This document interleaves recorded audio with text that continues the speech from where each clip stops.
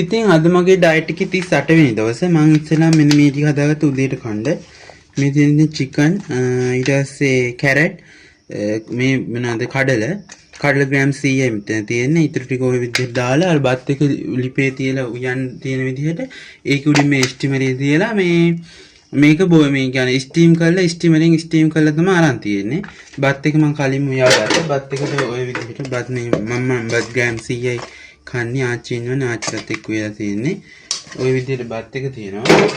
ඊට පස්සේ මම හදා ගන්නවා ආයේ මේ මොනවාද බිත්තර මාළුවකුයි මෙන්න මේ මොනවාද අසමෝද කංකොල සම්බෝලෙකුයි. හරිද? මේ තියෙන අසමෝද කංකොල.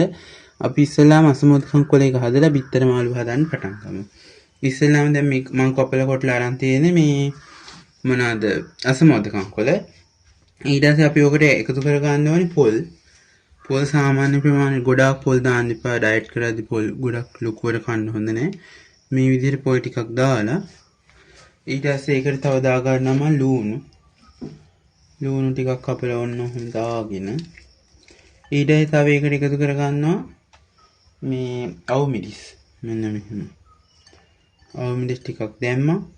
ඊට පස්සේ ඔකට ලුණු ටිකක් දාන්න ඕනේ, දෙහි ටිකක් දාන්න ඕනේ. මෙන්න මෙහෙම දෙහි බෑවක් අරගෙන දෙහි බෑව හොඳට මේකලා දෙහි ටික දාගන්න ඒකට. දෙහි මේ විදිහට. ඊයේ මම වීඩියෝ එකක් දැම්මේ නැත්තේ මේ ඊයේ මම කෑවේ නැහැ පෙරේදා මේ හවස 4ට කෑවට පස්සේ තාම මම කෑවේ නැහැ කිසි දෙයක්. මගේ ටාගට් එක කොහොම හරි මේ අද 10 වෙනකන් කන්න නැතුව ඉන්න. දැන් ඇවිල්ලා 7:00මාරයි. මේ 10 වෙනකන් කොහොම හරි කන්න නැතුව ඉන්නවා. මේ එතකොට මම 10 වෙනකන් කන්න නැතුව හිටවියෝ මේ පැය 42ක් මම නොකා ඉඳලා තියෙනවා. මම ඒක කරගන්න පුළුවන් වේවි කියලා බලන්නේ දැන් කොහොම හරි දැන් ඉතින් සෑහෙන වෙලාවක කියන්නේ තව චුට්ට වෙලානේ ඒකත් මම ඔහොම ඉඳගෙන ඉන්නවා. මම කොහොමද කන්නේ 10 වෙනකන්. ඊට පස්සේ මේකට දෙහිත් දාම ලුණු දාලා ලුණු අවශ්‍ය ප්‍රමාණයට දාගන්න. ඊට පස්සේ මේක හොඳට අනන්න ඕනේ. හොඳට කලවම් වෙලා අනා ගන්න ඕනේ. මේ විදිහට හොඳට චෝක් එකට අනාගත්ත හැකි අනලා ඉන්න. ඔන්න ඔහොම තමයි ඉතින් මේ අනාගත්තට පස්සේ තියෙන මෙන්න මේ විදිහට මේ තියෙන්නේ අසමෝද කංකොල සම්බෝලි. ඊට පස්සේ මම බිත්තර මාළුව හදාගන්නේ මෙන්න මේ ටික ඕනේ මට බිත්තර මාළුව හදාගන්න. තක්කාලි කපලා රන් දෙනා ලුණු මේ විදිහට කපලා ගත්තා. ඊට පස්සේ මෙන්න මෙතන තියෙනවා අවු මිරිස්.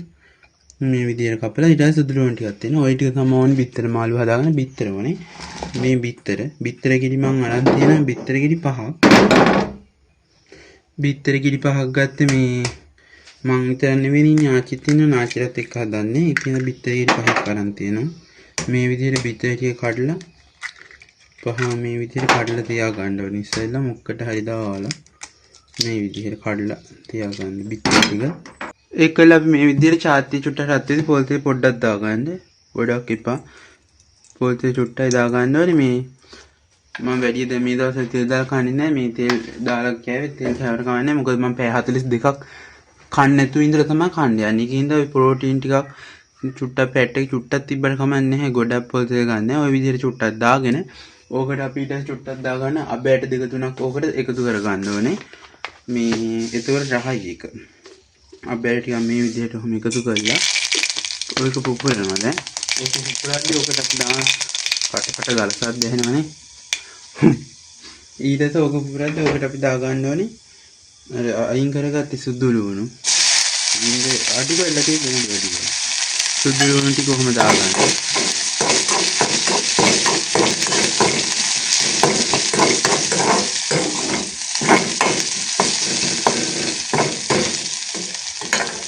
ඊට පස්සේ ඒකට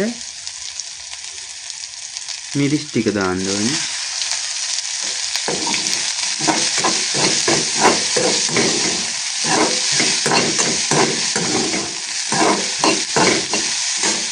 ඊළඟට ඒකට ලුණු ටික දාගන්න මේ විදිහට.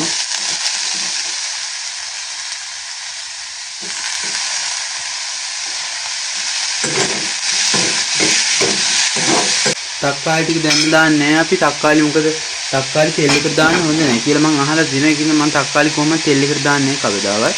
ඊට ඔය ඕක මේවා වෙනකන් චුට්ටක් තියලා හොම ඔන්න ඔය විදිහට ඕක හොඳට ටෙම්පරාදු වුණාට පස්සේ මම ඒකට කෑලි මිරිස් ටිකක් එකතු කරනවා. මේ විදිහට කෑලි මිරිස් ටිකක් දාලා ඊට පස්සේ ඔකට මම තව ලුණු කුඩු ටිකක් එකතු කර ගන්නවා. ලුණු කුඩු ටිකක් දාව ගන්න ඕනේ. විදිහට. ඊට පස්සේ ඔකට අපි අර බිත්තර පහ ඔකට හිමීට එකතු කරගෙන පොඩි වෙලේ කූරු ගන්න ඕනේ. හොඳට කූරු ගන්න ඕනේ.